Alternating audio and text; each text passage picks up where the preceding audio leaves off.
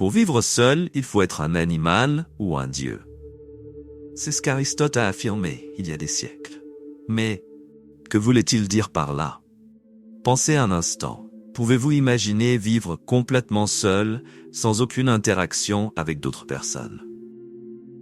Pour beaucoup, cela semble impossible. Pour Aristote, seuls des êtres extraordinaires, divins ou sauvages, pouvaient supporter la solitude absolue. Mais, avait-il raison? Nietzsche, quant à lui, est allé plus loin. Il croyait que, pour vraiment survivre à la solitude, il faut être les deux, animal et Dieu. Mais, comment pouvons-nous être les deux en même temps? Voici le paradoxe. La solitude nous force à réveiller des instincts primitifs, comme l'animal qui se bat pour sa survie, et en même temps, nous défie de transcender notre condition humaine, d'atteindre quelque chose d'aussi divin, au-dessus du banal. Et cela nous amène à une question intrigante. Seriez-vous capable d'affronter la solitude? Seriez-vous en mesure de réveiller l'animal qui sommeille en vous, tout en élevant votre âme à des hauteurs divines? Nietzsche croyait que la solitude n'est pas faite pour tout le monde. Et peut-être avait-il raison. Beaucoup d'entre nous préfèrent la compagnie, la sécurité de la foule. Mais, et si la véritable grandeur ne pouvait être atteinte que dans le silence de la solitude? Peut-être est-il temps de repenser ce que signifie être seul. Après tout, la solitude, est-elle un fardeau ou une opportunité? Seriez-vous capable de porter cette responsabilité? Saviez-vous que les effets de la solitude peuvent être aussi nocifs que de fumer 15 cigarettes par jour? Oui, c'est vrai. Imaginez-vous allumant cigarette après cigarette, mais au lieu de nicotine, c'est la solitude qui vous consume. Mais, comment est-ce possible? Comment quelque chose d'aussi silencieux et apparemment inoffensif peut-il être si destructeur? Pensez aux fois où vous vous êtes vraiment senti seul. Peut-être n'est-ce qu'un vide subtil, presque imperceptible. Mais avec le temps, ce vide commence à grandir. Il s'infiltre dans votre esprit, impacte votre corps, et avant que vous ne vous en rendiez compte, commence à peser. Le cœur bat plus vite, le sommeil disparaît, le stress augmente. C'est comme si votre corps savait qu'il manquait quelque chose. Et cela nous amène à une question cruciale. Si la solitude peut être aussi nuisible qu'une addiction dangereuse, pourquoi négligeons-nous encore ses effets? Pourquoi ne traitons-nous pas la solitude avec la même gravité que les autres risques pour la santé? La vérité est que souvent, nous sous-estimons l'impact que le manque de connexion humaine peut avoir. Et ce n'est pas seulement une question émotionnelle. La science a déjà prouvé que l'isolement prolongé affecte notre cœur, notre immunité et même notre cerveau. Alors je vous demande, combien de temps avez-vous passé seul ces derniers temps? Peut-être est-il temps de réévaluer nos connexions, de prendre soin de nous avant que le poids de la solitude ne devienne insupportable. Après tout, prêtons-nous suffisamment attention à notre santé sociale? Ou fumons-nous lentement ces cigarettes invisibles sans même nous en rendre compte? Être seul et se sentir seul sont des choses différentes. Parfois, nous pouvons être entourés de personnes et ressentir un vide. D'autres fois, la solitude peut être revigorante. Mais comment y faire face? L'équilibre face à la solitude. Une des clés pour combattre la solitude est l'équilibre. Augmenter nos connexions sociales peut nous aider à ressentir un sentiment d'appartenance, tandis qu'améliorer notre capacité à être seul nous enseigne à trouver du réconfort dans notre propre compagnie.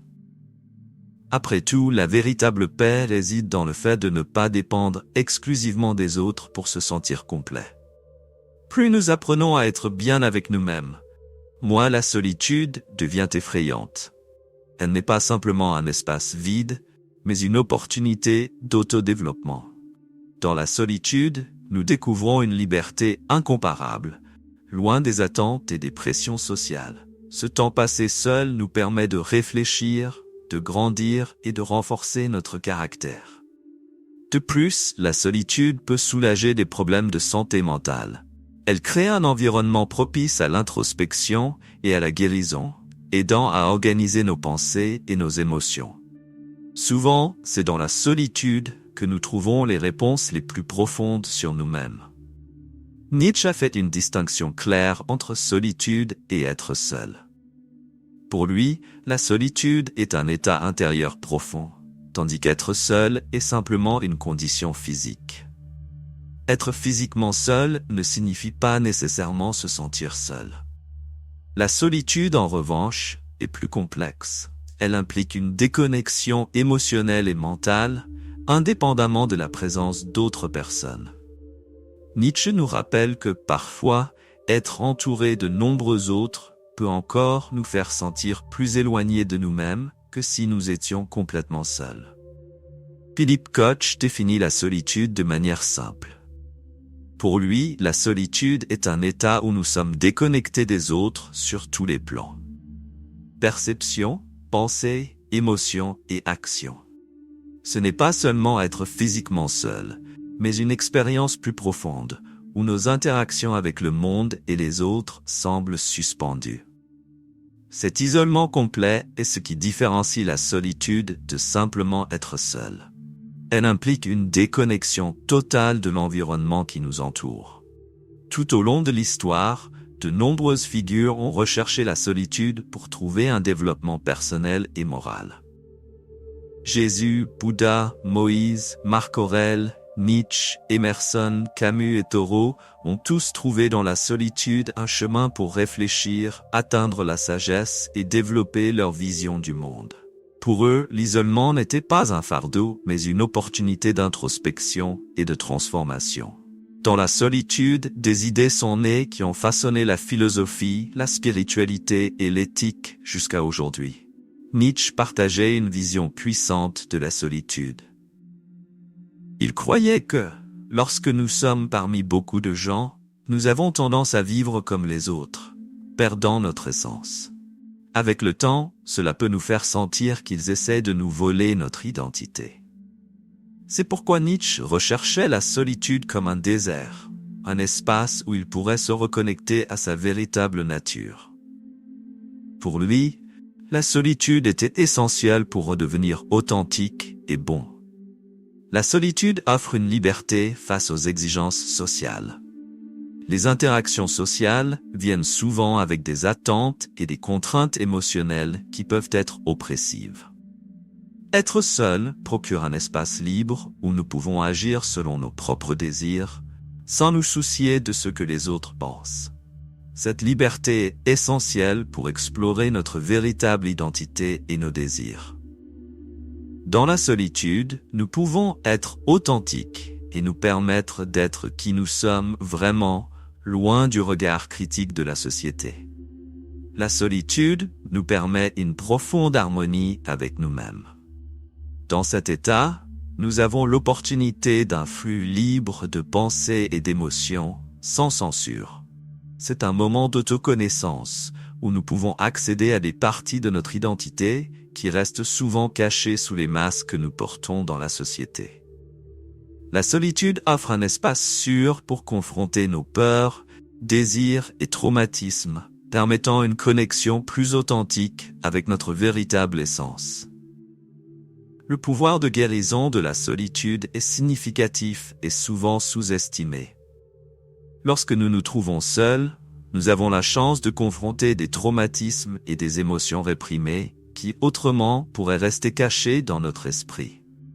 Cet espace intime nous permet de traiter ces expériences de manière plus claire et honnête, favorisant la guérison émotionnelle. Dans la solitude, nous pouvons réfléchir à nos défis et comprendre comment ils nous affectent.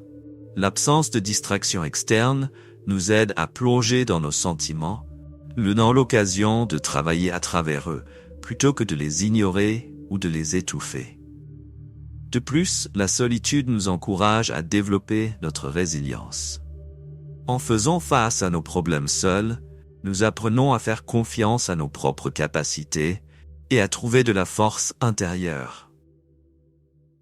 Cette auto-exploration peut être un chemin puissant vers l'autocompréhension et la croissance personnelle. Ainsi, au lieu de craindre la solitude, nous pouvons l'embrasser comme un allié dans notre parcours de guérison et d'autodécouverte. C'est une invitation à explorer les profondeurs de notre être, à promouvoir l'autoconnaissance et finalement à trouver la paix intérieure. La solitude, souvent perçue avec peur et aversion, possède un pouvoir de guérison surprenant que nous devons tous reconnaître. Elle n'est pas seulement un état d'isolement. C'est une opportunité unique de nous reconnecter avec nous-mêmes. Dans un monde rempli de distractions et de bruit, la solitude offre un refuge nécessaire. Dans cet espace, nous sommes invités à regarder en nous et à explorer ce qui habite vraiment notre intérieur. Lorsque nous nous permettons la solitude, nous avons la chance de confronter non seulement nos peurs, mais aussi nos espoirs, désirs et aspirations les plus profonds. C'est un moment où nous pouvons traiter des émotions réprimées, confronter des traumatismes et commencer à guérir des blessures que nous avons souvent ignorées. La solitude se transforme alors en un thérapeute silencieux, nous aidant à comprendre ce dont nous avons besoin pour avancer. De plus, la solitude nous enseigne la résilience. En affrontant nos défis seuls, nous développons une confiance interne qui nous permet de faire face aux adversités de la vie. Nous apprenons que nous sommes plus forts que nous le pensons et que nous pouvons trouver des solutions en nous-mêmes, sans dépendre de validation externe. Ce processus d'autoconnaissance non seulement nous rend plus conscients de qui nous sommes, mais nous procure également une clarté qui se perd souvent dans l'agitation du quotidien. Réflexion sur la solitude. Dans la solitude, nous pouvons évaluer nos vies, réfléchir à nos choix et prendre des décisions plus conscientes, alignées avec notre véritable moi. À la fin de ce parcours à travers la solitude, il est essentiel de reconnaître que cette expérience, bien que difficile, est une opportunité de croissance. Nous pouvons en sortir plus forts, plus sages et plus en accord avec nos valeurs et objectifs.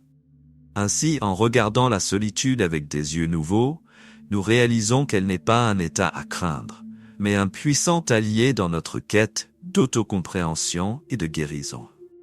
La solitude nous offre une sensation de complétude qui nous permet de nous reconnecter à notre essence et de nous préparer à nous engager avec le monde de manière plus authentique et significative. En acceptant la solitude, nous faisons un pas important vers notre vrai moi, prêt à vivre avec plus de plénitude et de conscience. Nous vous remercions d'avoir suivi notre vidéo jusqu'à la fin. Nous sommes engagés à continuer à apporter des outils qui vous aideront à atteindre votre plénitude. Si vous avez trouvé ce contenu utile, n'oubliez pas de cliquer sur j'aime, de vous abonner à la chaîne et de partager cette vidéo. Votre participation est essentielle pour que nous puissions continuer ce parcours ensemble.